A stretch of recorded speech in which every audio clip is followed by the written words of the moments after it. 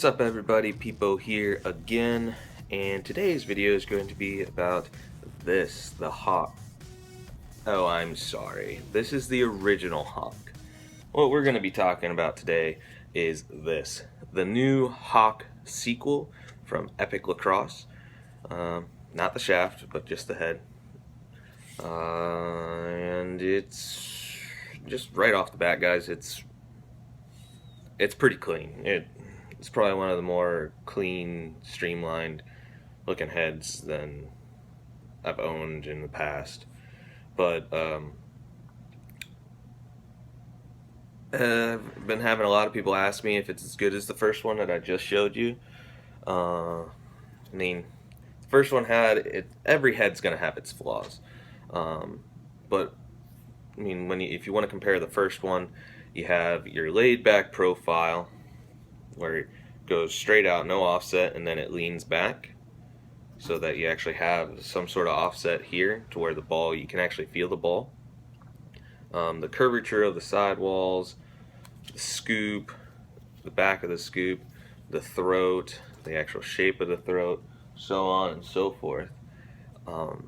Comparatively, they haven't really changed. They haven't changed a lot of like the basics of this head. It still has the laid back profile.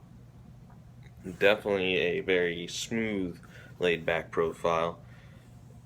They definitely, for sure, nailed how the curvature should go. It doesn't look haughty or anything like that. The scoop, they got rid of the Wi-Fi symbol, as a lot of people have been calling it. Just a side note for the scoop, a few of the ones that I have been seeing getting dyed, I believe this is actually where they do the injection for most of the polymer for the head, but this point right here in the scoop, it doesn't really dye well. Just as a thing that I've seen some people get the dye to work there, but I think it's a matter of leaving it in and just having super hot water, maybe mixing some sort of oil in with the dye. I don't know. There's all sorts of methods out there that I've heard that can make dyes take better and so on, but that's a matter of the plastic in the scoop. That is simply something that deals with dyes. It doesn't deal with anything else. So if you're somebody that loves to dye your heads, I would say try and do nothing on the scoop, but mostly the rest of the rest of the head. But so, keeping with the scoop, we'll stay with the scoop. No Wi-Fi emblem anymore. They kind of kept this little ridge in the back to protect the strings, which I feel is a good little adjustment to it. They changed over from four rectangular holes and then two very small circular holes to 6 rectangular holes across the top, and they're not really rectangles. It's almost like they rounded out all the edges, so it's a very nice, like, cylindrical shape. They're very well spaced. You can do a 10 diamond, you can do a 9 diamond very well. It stretches out the mesh nicely so that you have a nice tight top string for your mesh.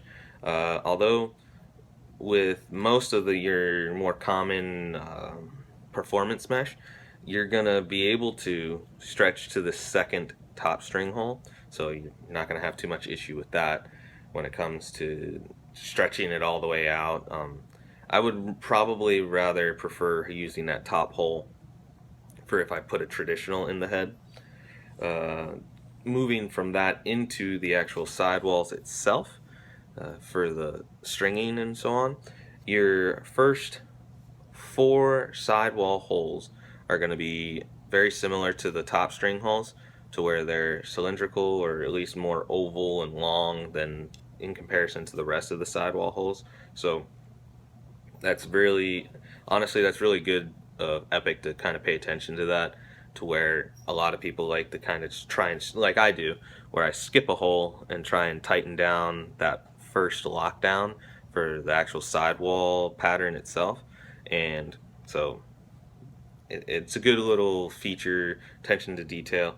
I mean, for the old one, you had the first 3 holes that were oval in shape, so I guess they wanted to try and add a little bit more to the stringing options.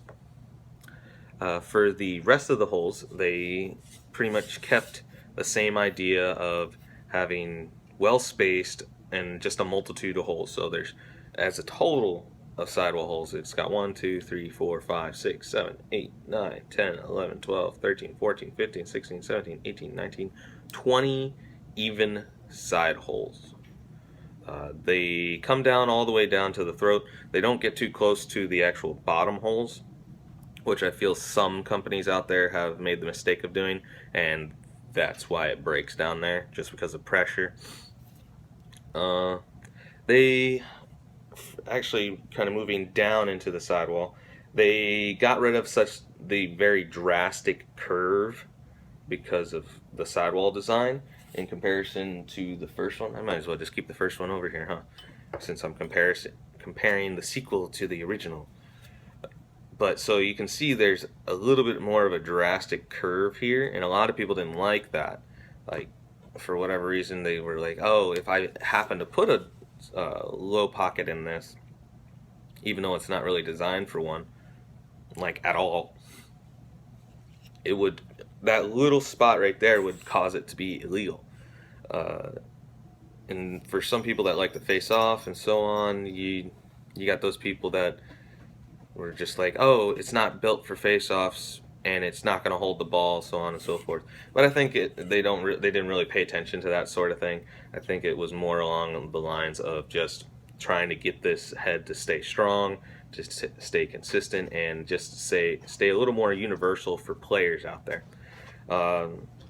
Again, it's not such a drastic sidewall design at the bottom of the sidewall. The actual, I guess you could say, focal point of the sidewall isn't very drastic, but it's apparent, and when you're stringing it'll show basically that it is built for that mid to mid high pocket. This one's more so a solid mid pocket. You can definitely put a shifty or solid high pocket in this with no problems. Again, the sidewall holes are decent sized to where you can put almost any string through them. But with the actual sidewall structure, the rest of the structure for the sidewall, I was very questionable of this strut that was going straight up into it and then V'ing out. I was very, very questionable of it at first, but it seems and feels like it won't warp independently from the rest of the head. If it does warp at all, that little strut is actually very stiff, which is what they have advised for this head, is that it's going to be stronger, or at least stiffer, than the original Epoch Hawk. So there's that. With the sidewalls, they definitely went with what they were talking about when it comes to what they were trying to model this head after, which was European supercars. So like those really, really expensive, really, really, really fast cars that you see overseas sometimes, that's the ones that they're talking about. And I think they've kind of nailed it. Although most of the time I don't really like the glossy and matte finish on a head, but they kind of kept it to a minimum as to where they put the gloss. The gloss is basically only in the E that's on the side here. You can see the E there, and then it's on the other side. But so because of the sidewall design, there's so much empty space, which allows for less weight, but still with the polymer that they used and the density and so on, it's a lot stronger than you would think. And moving down into the throat, the actual sidewall is kind of cut out around behind where the E is on sides, and then it moves down into a very, I wouldn't say super short throat, but it is a lot shorter than most, which allows you to get your hand a lot closer to the weight of the head, which allows for more ball control and so on. Talking about the throat, since there isn't a whole lot going on with, at least plastic wise, in the throat, they can't really cut out too much, otherwise the throat will just break. But I feel they kept it nice and solid in the sides. There's only two little struts in there. They, for aesthetics, they said the hawk, and then on the other side it says live play B, because they have, if you were actually to take the head off the shaft, it'll say live play B right there on the shaft. So they kind of wanted to keep that out. They have a nice stamp right here saying made in the USA with an E next to the flag, which is kind of weird, but kind of cool at the same time. But so they definitely cut out a little bit in the back. I still wish they went with a, like most companies, I wish they went with a 2-screw design, because there's too many, it's too often that heads that are supposed to be top of the line, they get rattle. There's way too many of them out there that get head rattle. The ball stop that comes with it says sequel. It is one of those gel styled ones, but it's still legal. You can definitely use it. Very wide ball stop area if you want to put anything crazy in there die wise. The actual front E here is stickers that are actually in embedded shapes in the front, so that if you're going to dye it, I would suggest taking that off, otherwise it's going to peel. And then going right into the bottom holes, they are big enough for pretty much any string that you want to put in there, and they're definitely big enough for leathers. So if you're a traditional guy with the Hawk Sequel, it's right up your alley. I mean, it strings up really easily. It's definitely not for face-off, so don't even try it. And overall, it strings up really well. I think it was a good improvement from the original Hawk. I mean, it's one of the it's just one of those specialty heads. It's not going to be everybody can use this head. It's going to be for your quick stick guys, your outside shooters. I mean, if that's pretty much what you are, that it'll suit you. I don't really feel it'll